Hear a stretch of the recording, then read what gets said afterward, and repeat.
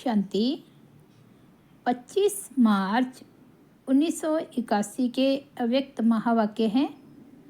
महानता का आधार संकल्प, बोल और कर्म की चेकिंग। आज बाप दादा अपने चरित्र भूमि, कर्म भूमि, वरदान भूमि, महान तीर्थ भूमि, महान यज्ञ भूमि के सर्व साथियों से मिलने आए हैं। मधुबन निवासी अर्थात महान पावन धरनी निवासी। इस धरनी पर आने वालों का भी महान पार्ट है, तो सोचो रहने वालों का कितना महान पार्ट है।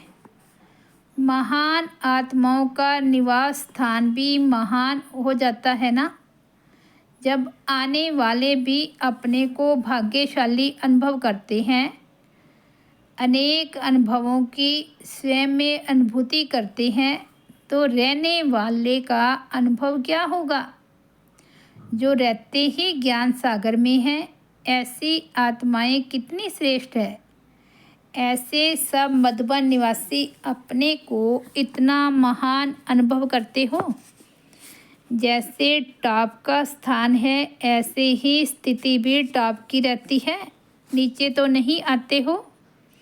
मधुबन निवासियों को कितने प्रकार की लिफ्ट की गिफ्ट है, उसको जानते हो। कितनी गिनती की है, कभी गिनती की है। वह इतनी है जो गिनती कर नहीं सकते हो। मधुबन की महिमा के गीत सभी गाते हैं, लेकिन मधुबन निवासी वह गीत गाते हैं। मधुबन वासियों का चित्र दूर दूर रहने वाले भी अपने दिल में कितना श्रेष्ठ चित्र खींचते हैं, यह जानते हो। ऐसा चित्र चैतन्य में अपना तैयार किया है। जैसे स्थूल पहाड़ी है, वैसे सदा ऊंची स्टेज की पहाड़ी पर रहते हो। ऐसी ऊंची स्टेज जहां पुरानी दुनिया के वातावरण का कोई प्रभाव आ नहीं सकता। ऐसी स्टेज पर रहते हो कि नीचे आ जाते हो। नीचे आने की आवश्यकता है। मधुबन को डबल लकीर है। एक तो मधुबन निवासी मधुबन की लकीर के अंदर हैं, और दूसरा सदा श्रीमत की लकीर के अंदर हैं, तो डबल लकीर के अंदर हो। डबल लकीर के अंदर रहने वालों की स्टेज कितनी श्रेष्ठ होगी। आज बाप दादा अपने भूमि निवासियों से मिलने आए हैं। बाप की चरित्र भूमि है ना, तो भूमि निवासियों से विशेष स्नेह होगा ना। बेचारे आज के भगत तो भूमि की मिट्टी मस्तक में लगाने के लिए तरस रहे हैं, और आप सदा वहाँ निवास करते हो, तो कितने भाग्यशाली हो। दिल तख्त नशीन हो। दिल तख्त नशीन तो सब हैं, लेकिन मधुबन निवासी चुल पर भी हैं, तो दिल पर भी हैं। डबल हो गए ना। सबसे ताज़ा माल मधुबन निवासियों को मिलता है। सबसे बढ़िया अनुभवों की पिकनिक मधुबन निवासी करते हैं। सबसे ज़्यादा मिलन महफिल मधुबन निवासी करते हैं। सबसे ज़्यादा चारों ओर के समाचारों के नॉलेजफुल भी मधुबन निवासी हैं। मधुबन निवासियों से मिलने सभी को आना पड़ता है, तो इतना श्रेष्ठ भाग्य और वर्णन कौन करता है। बाप बच्चों का भाग्य वर्णन कर रहे हैं। मधुबन निवासियों का कितना श्रेष्ठ भाग्य है। अगर एक बात भी सदा याद रखो, तो नीचे कभी आ नहीं सकते। अब जितनी बाप ने मधुबन निवासियों के भाग्य की महिमा की, उतनी ही महान आत्मा समझकर चलते हो। मधुबन की महिमा सुनकर फॉरेनर्स भी देखो खुश हो रहे हैं। इन सब के मन में उमंग आ रहा है कि हम भी मधुबन निवासी हो जाएं। आज फॉरेनर्स जैसे गैलरी में बैठे हैं, गैलरी में बैठकर देखने में मज़ा होता है, कब मधुबन निवासी देखने वाले, कभी फॉरेनर्स देखने वाले। मधुबन निवासियों के लिए सिर्फ एक ही बात स्मृति में रख समर्थ बनने की है। वह कौन सी? जिस एक बात में सब समाया हुआ है। जो भी संकल्प करो, बोल बोलो, कर्म करो, संबंध व संपर्क में आओ, सिर्फ एक चेकिंग करो कि ये सब बाप समान है। जो मेरा संकल्प वह बाप का संकल्प, मेरा बोल बाप का बोल है, क्योंकि सबकी यही प्रतिज्ञा है बाप से कि जो बाप से सुना वही सुनाएंगे, जो बाप सुनाएंगे वही सुनेंगे, जो बाप ने सोच के लिए दिया है वही सोचेंगे। यह तो सबका वायदा है ना। जब यह वायदा है तो सिर्फ यह चेकिंग करो। ये चेकिंग करना मुश्किल तो नहीं है ना। पहले मिलाओ फिर प्रैक्टिकल में लाओ। हर संकल्प पहले बाप समान है, ये चेक करो। पहले भी सुनाया था कि जो द्वापर युगी राजे व रजवाड़े होकर गए हैं, कोई भी चीज़ स्वीकार करेंगे तो पहले चेकिंग होती है, फिर स्वीकार करते हैं। तो द्वापर के राजे आपके आगे क्या लगते हैं? आप लोग तो फिर भी अच्छे राजे बने होंगे, लेकिन गिरे हुए राजाओं की भी इतनी खातिरी होती तो आप सबका संकल्प भी बुद्धि का भोजन है, बोल भी मुख का भोजन ही है, कर्म हाथों का पाँव का भोजन है। तो सब चेक करना चाहिए ना। पहले करके पीछे सोचना, इसको क्या कहा जाएगा? डबल समझदार। सिर्फ यह एक बात सदा अपनी निजी संस्कार बना दो। जैसे स्थूल में भी कई आत्माओं के संस्कार होते हैं, ऐसे वैसे कोई चीज़ कब स्वीकार नहीं करेंगे। पहले चेक करेंगे, देखेंगे, फिर स्वीकार करेंगे। आप तो सब महान पवित्र आत्माएं हो, सर्वश्रेष्ठ आत्माएं हो। तो ऐसी आत्माएं बिना चेकिंग के संकल्प को स्वीकार कर दें, वाणी से बोल दें, कर्म से कर लें, यह महानता नहीं लगेगी। तो मधुबन निवासियों के लिए सिर्फ एक ही बात है, चेकिंग की मशीनरी तो है ना। अभ्यास ही मशीनरी है। मधुबन वालों की महिमा भी बहुत गाते हैं। अथकपन की खुशबू तो बहुत काल से आती है। जैसे अथकपन की खुशबू आती है, ये सर्टिफिकेट तो मिला है, इसके लिए और क्या ऐड करेंगे? जैसे अथक हो वैसे ही सदा एक रस। जब भी रिज़ल्ट देखें तो सबकी रिज़ल्ट एक रस अवस्था में एक नंबर हो, दूसरा तीसरा नंबर भी नहीं, क्योंकि मधुबन है सबको लाइट और माइट देने वाला। अगर लाइट हाउस ही हिलता रहेगा तो दूसरों का क्या हाल होगा? मधुबन निवासियों का सब वायुमंडल बहुत जल्दी चारों ओर फैलता है। यहाँ की छोटी बात भी बाहर बड़े रूप में पहुँचती है, क्योंकि बड़े आदमी होना, सदा छत्र छाया में रहने वाले। स्वर्ग में तो प्रालब्ध मिलेगी, लेकिन यहाँ भी काफ़ी प्रालब्ध है। मधुबन निवासियों को सब बना बनाया आता है। एक ड्यूटी बजाई, बाकी सब बना बनाया कहाँ से आता है, कितना आता है, कोई संकल्प की ज़रूरत ही नहीं। सिर्फ सेवा करो और मेवा खाओ। 36 प्रकार के भोजन भी मधुबन वालों को बार बार मिलते हैं, तो 36 गुण भी तो धारण करने पड़ेंगे। हरेक मधुबन निवासी को पवित्रता की लाइट के ताजधारी तो होना ही है, लेकिन डबल ताज, एक गुणों का ताज, दूसरा पवित्रता का ताज। जिस ताज में कम से कम 36 हीरे तो होने चाहिए। आज बाप दादा मधुबन निवासियों को खास और सभी को आम गुणों के ताज की क्राउन सेरेमनी करा रहे हैं। हरेक को जो भी देखे तो ताजधारी देखे। हरेक गुण रूपी रतन चमकता हुआ औरों को भी चमकाने वाला हो। बाप दादा ने ड्रिल कराई, सभी लवली स्टेज पर स्थित हो ना, एक बाप दूसरा न कोई। इसी अनुभूति में कितना अतीन्द्रिय सुख है। सर्व गुणों से संपन्न श्रेष्ठ स्थिति अच्छी लगती है ना। इसी स्थिति में दिन और रात भी बीत जाए, फिर भी सदा इसी में रहने का संकल्प रहेगा। सदा इसी स्मृति में समर्थ आत्मा रहो।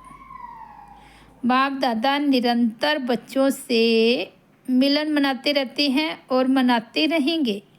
अनेक बच्चे होते भी हर एक बच्चे के साथ बाप मिलन मनाते ही हैं, क्योंकि शरीर के बंधन से मुक्त बाप और दादा दोनों एक सेकंड के अंदर अनेकों को भाषण दे सकते हैं। दीदी जी के साथ रॉयल फैमिली बन चुकी है या अभी बन रही है। राज्य कारोबार चलाने वाले निकल चुके हैं या अभी निकलने हैं। एक है चलाने वाले, एक है कारोबार में आने वाले। जो तखत नशीन होंगे वह राज्य चलाने वाले, और जो संबंध में होंगे वह है राज्य कारोबार में आने वाले। तो राज्य कारोबार चलाने वाले भी अभी बन रहे हैं ना। राज्य कारोबार चलाने वालों की विशेषता क्या होगी? तखत पर तो सब नहीं बैठेंगे। तखत वालों के संबंधी तो बनेंगे, लेकिन तखत पर बैठने वालों की तो लिमिट है ना। रॉयल फैमिली में आने वाले और राज्य सिंहासन पर बैठने वाले, उनों में भी अंतर होगा। कहलाएंगे तो वह भी नंबर 1, नंबर 2 विश्व महाराजन की रॉयल फैमिली। लेकिन अंतर क्या होगा? तखत नशीन कौन होंगे, उसके भी कई फायदे होंगे ना। इस पर सोचना।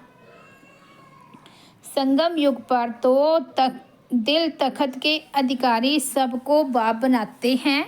भविष्य में राजे महाराजे तो बनेंगे, लेकिन फर्स्ट नंबर वाला तखत जो फर्स्ट लक्ष्मी नारायण वाला होगा, उसके तखत नशीन कौन होंगे? छोटे छोटे तखत और राज्य दरबार तो लगेगी, लेकिन विश्व महाराजन के तखत का विशेष आधार है हर बात में, हर सब्जेक्ट में बाप को पूरा फॉलो करने वाले। अगर एक भी सब्जेक्ट में फॉलो करने में कमी पड़ गई तो फर्स्ट तखत के अधिकारी नहीं बन सकते। नर से नारायण, नारी से लक्ष्मी पद पा लेंगे, लेकिन फर्स्ट नंबर का ताज और तखत, उसके लिए बाप दादा दोनों को हर बात में फॉलो करना पड़े, तब तखत भी फॉलो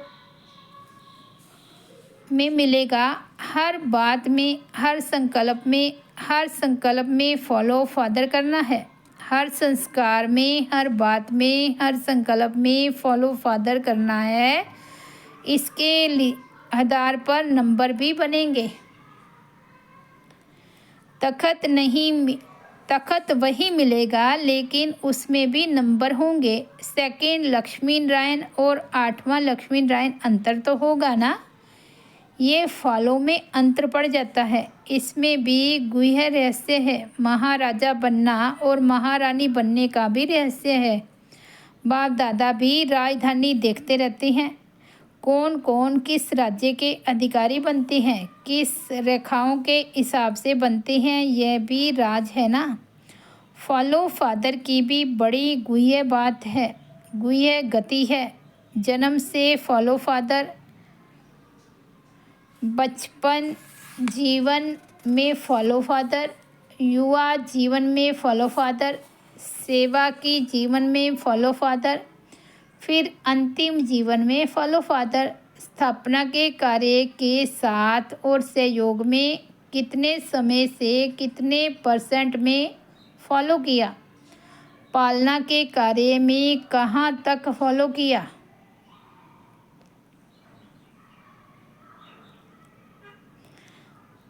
अपने और औरों के विघ्न विनाशक कार्य में कहाँ तक फॉलो किया। ये हिसाब की मार्क्स मिलाकर फिर टोटल होता है। टोटल के हिसाब से फाइनल नंबर होता है। आप सब जंप लगा सकते हो, कोटों में कोई ऐसी कमाल दिखा सकते हैं। अब वह फ़ोटो में कोई कौन है, वह अपने से पूछो। ऐसे नहीं कि देरी से आए हो तो नहीं कर सकते हो, कर सकते हो। इतना बड़ा जंप लगाना पड़े, लगाओ जंप, बाप दादा एक्स्ट्रा मदद भी देंगे। पर्सनल मुलाकात है। जैसे बाप बच्चों की श्रेष्ठता को जानते हैं, वैसे आप सभी जानते हो। इतना नशा रहता है, वह समझते हो, कभी रहता है कभी नहीं रहता। बातों को देखते हो या बाप को देखते हो, किसको देखते हो? क्योंकि जितना बड़ा संगठन है तो बातें भी तो इतनी ही होंगी ना। बातों का होना यह तो संगठन में होगा ही। बातों के समय बाप याद रहता है। यह नहीं सोचो कि बातें ख़त्म हो तो बाप याद आवे, लेकिन बातों को ख़त्म करने के लिए ही बाप की याद है। बातें ख़त्म ही तब होगी जब हम आगे बढ़ेंगे। ऐसे नहीं बातें ख़त्म हो तब हम आगे बढ़ें। हम आगे बढ़ेंगे तो बातें पीछे हो जाएगी। रास्ता नहीं आगे बढ़ना है, चलने वाला आगे बढ़ता है। कभी रास्ते आगे बढ़ते हैं क्या? कोई रास्ता पार करने वाला सोचे रास्ता आगे बढ़े तो मैं बढ़ूं। रास्ता तो वही रहेगा, लेकिन उसे तय करने वाला आगे बढ़ेगा। साइड सीन नहीं आगे बढ़ेगी, लेकिन देखने वाला आगे बढ़ेगा। तो यह शक्ति है। एक बाप दूसरा न कोई। ये पाठ मनसा वाचा कर्मणा में निरंतर याद है।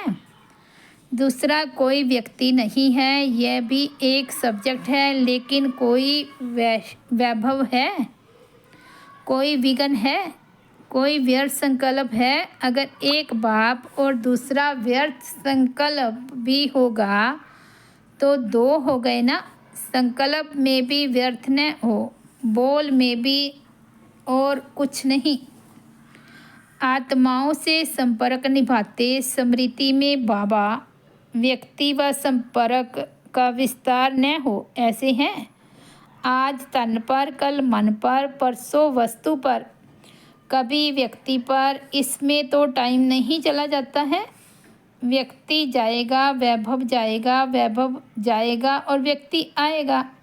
यह तो लाइन होती है, क्योंकि माया जानती है थोड़ा भी चांस आने का मिला तो वह बहु रूप से आएगी, एक रूप से नहीं। यहाँ से, वहाँ से, कोने से, छत से, बहु रूपों से, बहुत तरफ से आ जाएगी। लेकिन परखने वाला एक बाप दूसरा ना कोई। इस पाठ के आधार पर उनको दूर से ही नमस्कार कराएगा, करेगा नहीं, कराएगा।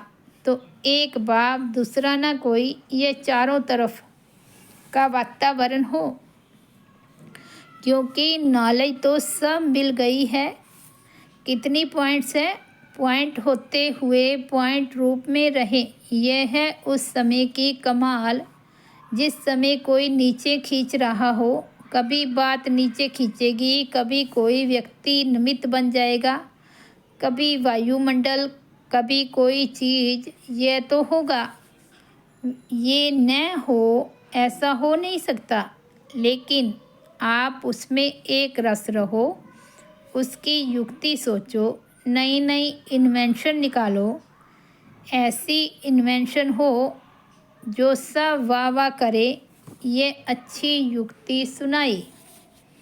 मुरली का सार है, जो भी संकल्प करो, बोल बोलो, कर्म करो, संबंध व संपर्क में आओ, सिर्फ चेकिंग करो कि यह बाप समान है। दूसरा, डबल ताजधारी बनो। एक गुणों का ताज, दूसरा पवित्रता का ताज धारण करो। तीसरा, विश्व महाराजन के तखत का विशेष आधार है। हर बात में, हर सब्जेक्ट में बाप को पूरा फॉलो करना। अच्छा, ओम शांति। तो ये थे 25 मार्च 1981 के बाबा के अव्यक्त महावाक्य। हेडलाइन है महानता का आधार संकल्प, बोल और कर्म की चेकिंग। ओम शांति।